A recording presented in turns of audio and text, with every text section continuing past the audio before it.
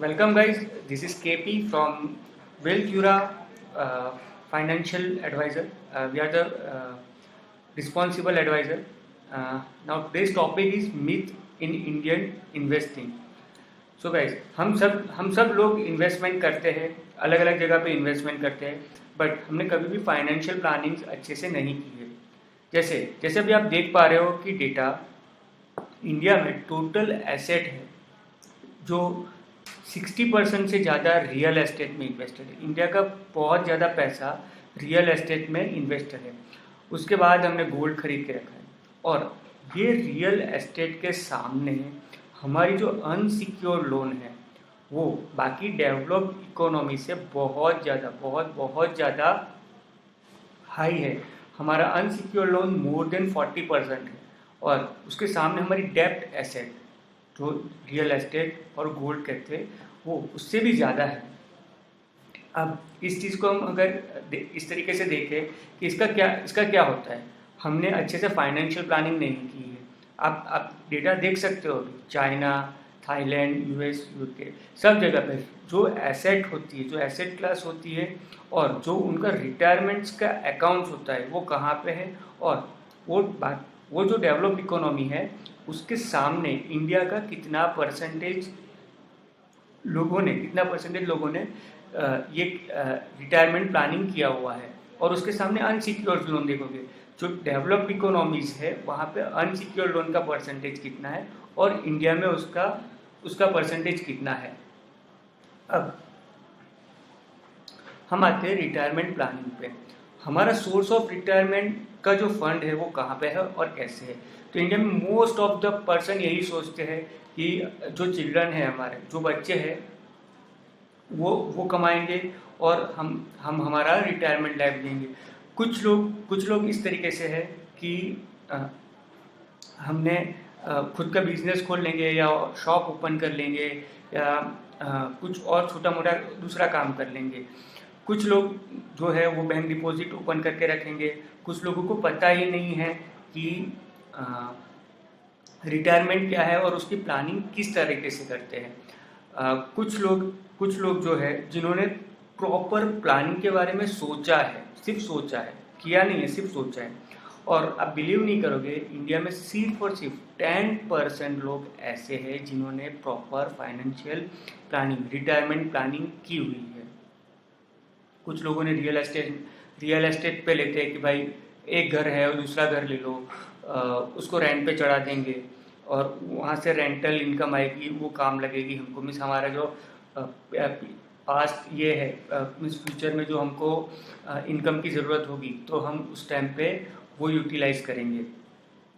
अब इसका मतलब ये है कि हमारे इंडिया में फाइनेंशियल प्लानिंग अच्छे से नहीं करते हैं।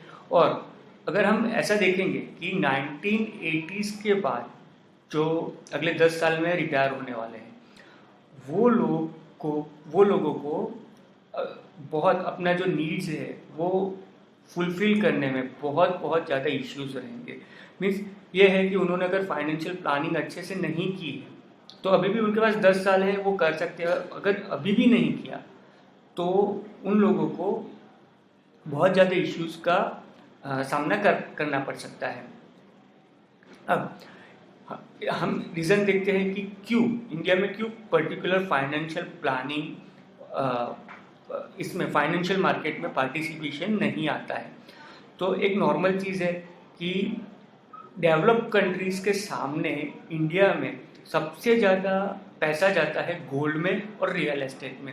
पर थोड़ा पैसा करके हम लोग शेयर मार्केट में या फाइनेंशियल जो मार्केट्स है उसमें नहीं लगाते, बट थोड़ा पैसा करके लोन लेके भी हम घर लेने के लिए रेडी हो जाते हैं। या गोल्ड में हमारे इन्वेस्टमेंट हर टाइम पे थोड़ा करके गोल्ड में इन्वेस्टमेंट करते हैं।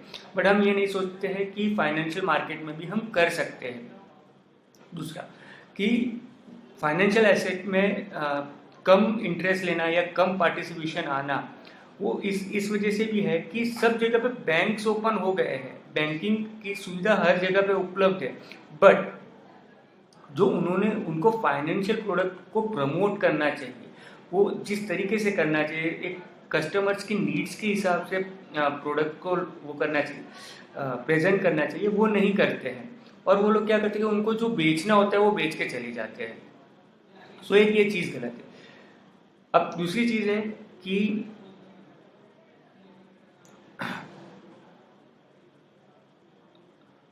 जो दूसरी चीज़ है, important distinction between the access and user needs to be consider carefully. एक पर्सन की जरूरियात क्या है और उसके सामने उसकी नीड्स क्या है, उसको समझना बहुत ज़्यादा ज़रूरी है। अब और प्रॉब्लम को आगे और अच्छी तरीके से समझते हैं। जैसे मोस्ट ऑफ द इंडिया के पर्सन्स है वो gold, real estate, low quality डेब्ट म्यूचुअल फंड्स और लो क्वालिटी स्टॉक्स में इन्वेस्टमेंट करते हैं। उनके पास आइडिया नहीं होता है, उनके पास नॉलेज नहीं होता है और वो कुछ इस तरीके से फाइनेंशियल प्लानिंग कर देते हैं जो उनके काम में ही नहीं आती है। दूसरा, अगर आपने 80s के बाद का सिनेरियो अगर देखा हुआ है तो फाइनेंशियल मार्केट में जो ट्रस्ट का इशू है, जैसे कुछ स्कैम्स वगैरह हुए, उसकी वजह से जो ट्रस्ट का इशू है। और आप लोगों ने भी देखा होगा, मीन्स आप लोगों ने समझा होगा कि पहले के टाइम पे फाइनेंशियल मार्केट में, शेयर मार्केट में इन्वेस्ट करना इतना आसान नहीं था। बिफोर 96 जो ब्रोकर्स के पास एक हफ्ते, 15 दिन, 20 दिन तक प्राइस नहीं पता चलते थे। ऐसे बहुत सारे इश्यूज आते थे और उसकी वजह से एक कॉन्फिडेंस लूज किया है इंडिया के फाइनेंशियल मार्केट ने। और उसके बाद जो इन्वेस्टमेंट, सारा का सारा इन्वेस्टमेंट रियल एस्टेट और गोल्ड में हुआ। But now the scenario is change, ये हम पूरा सिनारियो चेंज हो चुका है। प्लेंटी ऑफ इंफॉर्मेशन अवेलेबल है फाइनेंशियल मार्केट्स को लेके, हम उसका यूटिलाइज कर सकते हैं। अब स्केप्टिसिज्म, उस चीज़ में स्केप्टिसिज्म है कि हमारी मेंटालिटी है या हमारा एक प्रॉब्लम यह है कि हमारे परसेप्शन बना चुके हैं हम लोग कि हमको उसी तरीके से इन्वेस्टमेंट करना है।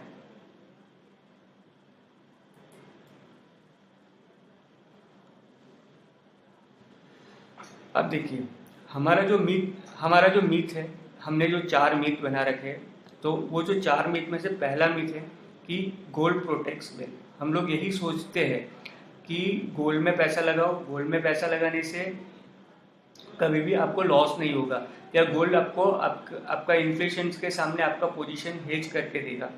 इस तरीके से हमने मीथ बना रखा है। आप अभी देख सकते हो स्क्रीन के ऊपर कि पिछले तीन डेकेड में, मीन्स पिछले 3 डेकेड्स का ये रिटर्न है गोल्ड का और फाइनेंशियल रेट ऑफ इन्फ्लेशन का। उस 3 डेकेड्स में दो बार गोल्ड 1980 से 1990 तक गोल्ड ने सिर्फ 2% का रिटर्न दिया है।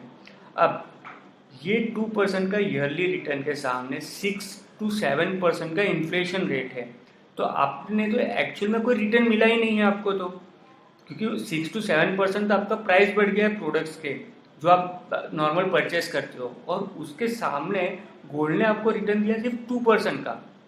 तो आपको तो एक्चुअल में जो 4% का लॉस हो चुका है उस केस में। और दूसरा ये मीथ है कि गोल्ड हमको जो पैंडेमिक आता है या कुछ भी क्रिटिकल कंडीशंस आती है तो उस केस में हमको सेव करता है, वो भी गलत चीज़ है। 2008 का लेमन ब्रदर्स का देख लीजिए, या करंट सिनेरियो पे बात करते हैं कि 2020 का पैंडेमिक देख लीजिए। अगर इस कंडीशंस को हमको लेना है तो गोल्ड के प्राइस भी बढ़ने चाहिए थे, बट नहीं, गोल्ड के प्राइस नॉर्मल बढ़े और उसके बाद गोल्ड में भी हैवी करेक्शन आया। एग्जैक्टली प्रॉब्लम यह है कि जो सेंसेक्स के साथ अगर हम इसको कंपेयर करते हैं सेंसेक्स के साथ, तो अगर सेंसेक्स बढ़ता है, अगर इक्विटी मार्केट बढ़ता है तो गोल्ड के प्राइस नीचे आने चाहिए, और गोल्ड का प्राइस बढ़ता है तो सेंसेक्स नीचे आना चाहिए। बट ये जो पर्टिकुलर 2 ईयर बोले मैंने, 2008 और 2020, उसमें दोनों के प्राइसेस साथ में नीचे आए। मीन्स आपका इक्विटी मार्केट भी नीचे जा रहा है, आपका गोल्ड के प्राइस भी नीचे जा रहे हैं। तो ये सेफ हेवन नहीं है।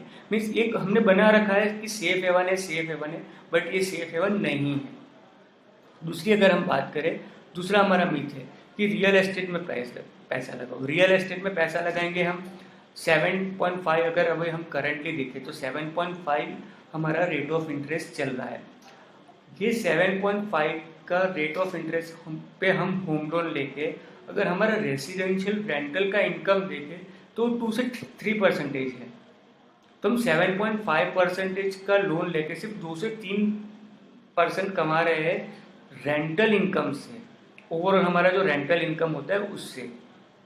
अब बाकी की आप अपने ये चार्ट देख सकते हो आप कि बाकी की डेवलप्ड इकोनॉमी में जो प्राइस चलता है, डेवलप्ड इकोनॉमी की बात कर रहा हूँ मैं, डेवलपिंग इकोनॉमी की बात नहीं कर रहा हूँ, डेवलप्ड इकोनॉमी में जो प्राइस होने चाहिए, जो हाउसिंग के प्राइस होने चाहिए, उसके कंपैरिजन में इंडिया के प्राइस बहुत बहुत ज़्यादा है।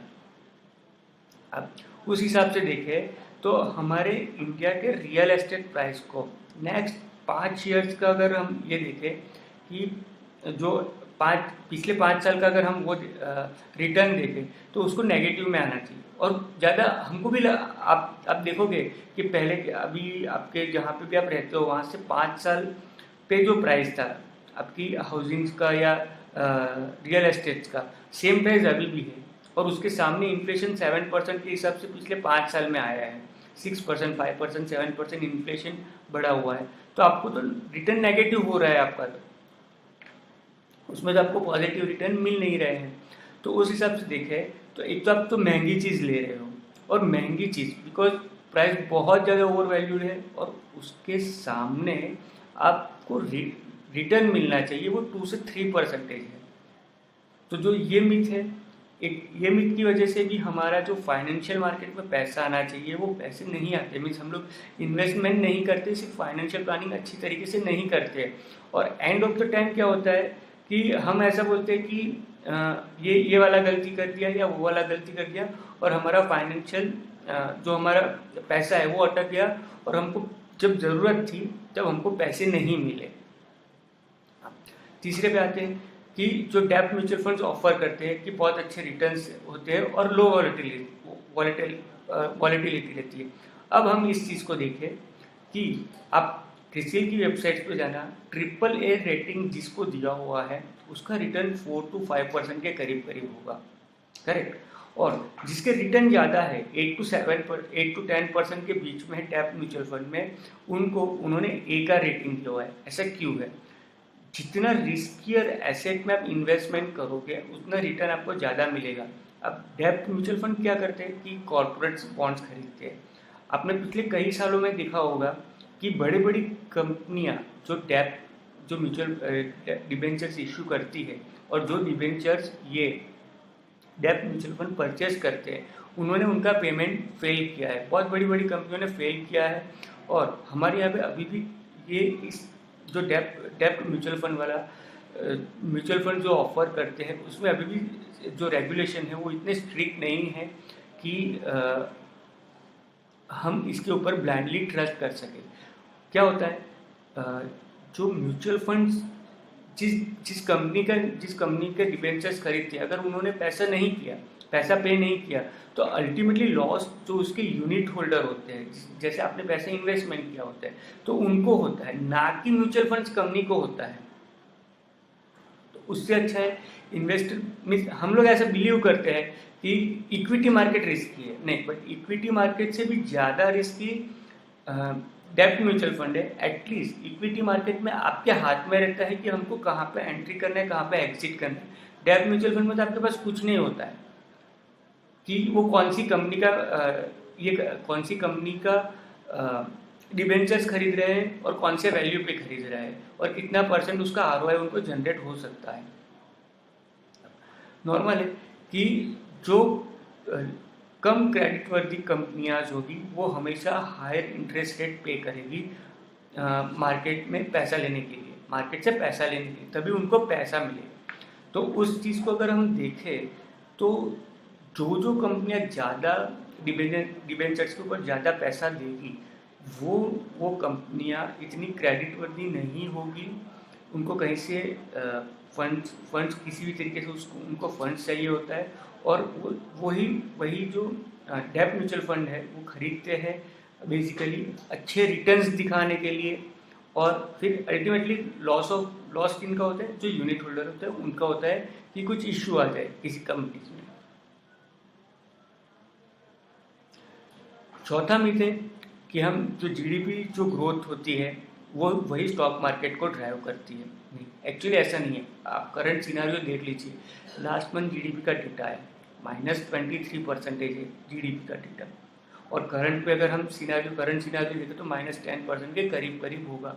पेंडेमिक की वजह से सारी इंडस्ट्रीज बंद थी, सारे सर्विस सेक्टर्स बंद थे, तो अपना जीडीपी इतना अच्छा नहीं है।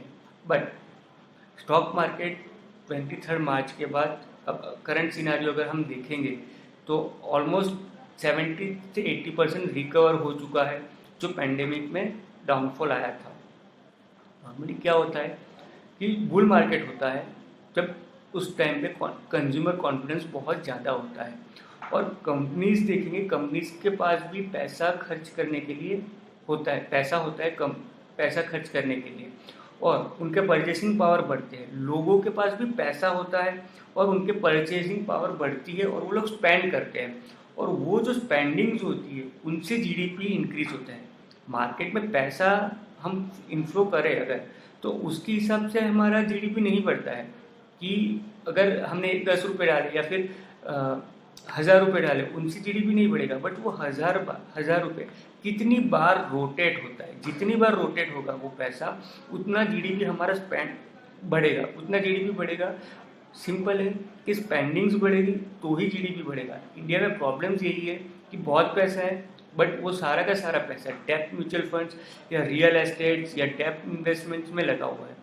तो वो पैसा जब तक फाइनेंशियल मार्केट में आएगा तो हम इस यहाँ से 4 टाइम 5 टाइम्स इजीली ग्रो हो जाएंगे फाइनेंशियल मार्केट। बेयर मार्केट में क्या होता है कि कंपनी के पास पैसा नहीं होता है और उनकी स्पेंडिंग्स कम हो जाती है, लोगों के पास भी पैसा कम हो जाता है। वो लोग, जैसे हम करंट लॉकडाउन जैसे स्टार्ट हुआ उनकी बात करें तो लोगों ने स्पेंड करना एकदम से बंद कर दिया, तो जो जीडीपी में डाउनफॉल आया उसके 2 महीने बाद, वो उसी वजह से आया कि लोगों ने पैसा स्पेंड करना बंद कर दिया, पैसा स्पेंड नहीं कर रहे, तो उसकी वजह से जीडीपी श्रिंक होती है और जीडीपी में पैसा मीन्स रोटेट नहीं होते, पैसा रोटेट नहीं होता है, तो क्या जीडीपी नहीं बढ़ती है। सो अल्टीमेटली क्या है अपना मीट कि जीडीपी ड्राइव करती है स्टॉक मार्केट को नहीं, स्टॉक मार्केट ड्राइव करता है जीडीपी को। और एग्जैक्टली क्या होता है कि हम अगर करंट सिनेरियो पे बात करें, आपने अभी रिसेंटली केसेस देखे होंगे या रिजल्ट्स देखे होंगे, ऑलमोस्ट 20 रिकवरी है सारी के सारी कंपनियों के रिजल्ट में। अगर हम ऑटो सेक्टर की बात करें तो ऑटो सेक्टर में जो जैन 2020 में उन्होंने टोटल यूनिट्स सेल किए थे, मीन्स उनकी सेल्स हुई थी टोटल यूनिट्स की, उससे ज़्यादा हम कुछ कंपनीज के कुछ ज़्यादा है कि सितंबर में उनसे ज़्यादा सेल्स की है। कुछ कंपनी ने एटलीस्ट वो वी शेप रिकवरी ले ली है, जहाँ पेंडेमिक स्टार्ट हुआ था, लॉकडाउन स्टार्ट हुआ था, वहाँ उसकी जगह पे वहाँ पे जो सेल्स हुई थी वही सेल्स यहाँ पे होना स्टार्ट हो गई है। तो अल्टीमेटली क्या है कि लोगों ने स्पेंडिंग वापस कर दी है। जो स्टॉक मार्केट अभी जो चल रहा है उसी का मतलब उसी का रीज़न है कि स्टॉक मार्केट ने market knows everything before the people know, means market को पता था कि एक बार स्पेंडिंग बढ़ने वाली है, तो जैसे ही स्पेंडिंग बढ़ना स्टार्ट होती है उसी से पहले प्राइस जो फैक्टर इन होता है वो उसी से पहले हो जाता है। तो ये जो मिथ है कि जीडीपी है वही ड्राइव करता है स्टॉक मार्केट को, वो भी गलत है। अल्टीमेटली क्या होता है कि हम अगर ये इस कंटिन्यूस चीज़ को देखें तो क्या होता है, जो इंडिया का स्टॉक मार्केट है उसको मीन्स कोई भी स्टॉक मार्केट हो उसको कोई टाइम नहीं कर सकता। आप देख सकते हो 23 मार्च को मार्केट ने ऑल टाइम लो बनाया, मीन्स कितने परसेंटेज लोग हो गए जिन्होंने 23 मार्च को पैसा लगाया होगा, बहुत कम लोग हो गए कि जिन्होंने 23 मार्च को पैसा इन्वेस्टमेंट किया होगा मार्केट में। या 2020 की बात करें, 2020 में अराउंड 10th ऑफ जन मार्केट ने ऑल टाइम हाई लगा था। कितने परसेंटेज लोग हो गए जहाँ पे उन्होंने सेल किया होगा। मार्केट को कोई टाइम नहीं कर सकता है, तो सबसे बेस्ट क्या है कि हमको हमको इन्वेस्टमेंट कंटिन्यू रखना चाहिए। अब ये चीज़ है कि कैसे इन्वेस्टमेंट करेंगे, कहाँ पे इन्वेस्टमेंट करेंगे, तो जो कंपनी स्ट्रैटेजिकली साउंड है उसमें आप आराम से इन्वेस्टमेंट कर सकते हो। और पावर ऑफ कंपाउंडिंग सबको पता है पावर ऑफ कंपाउंडिंग क्या है, सब लोगों ने मीन्स ये पावर ऑफ कंपाउंडिंग के बारे में जानते हैं। और दूसरी चीज़ ये है कि आप अगर स्टे इन्वेस्टेड होगे, कंटिन्यू इन्वेस्टमेंट करोगे मार्केट में, आपको बेनिफिट ऑफ एवरेज मिलेगा। पावर ऑफ कंपाउंडिंग आप यूटिलाइज कर सकते हो और एक आप अच्छे तरीके से रिटर्न बना सकते हो मार्केट में से। ये मैंने नहीं कहा है, मीन्स ये एक फेमस प्रोब है, रॉबर्ट जी एलन ने कहा है कि how many millionaires do you know have become a wealthy by investing in saving accounts. कोई भी बंदा या कोई भी पर्सन मार्केट जो अपना पैसा है वो बैंक अकाउंट में सेव करने के बाद वेल्दी नहीं बनते हैं। उनको फाइनेंशियल मार्केट का यूटिलाइजेशन करना चाहिए। फाइनेंशियल मार्केट में इन्वेस्टमेंट करेगा, कंटिन्यूस इन्वेस्टमेंट करेगा, अच्छी कंपनीज में इन्वेस्टमेंट करेगा, उसको डेफिनेटली एक अच्छा रिटर्न मिल सकता है।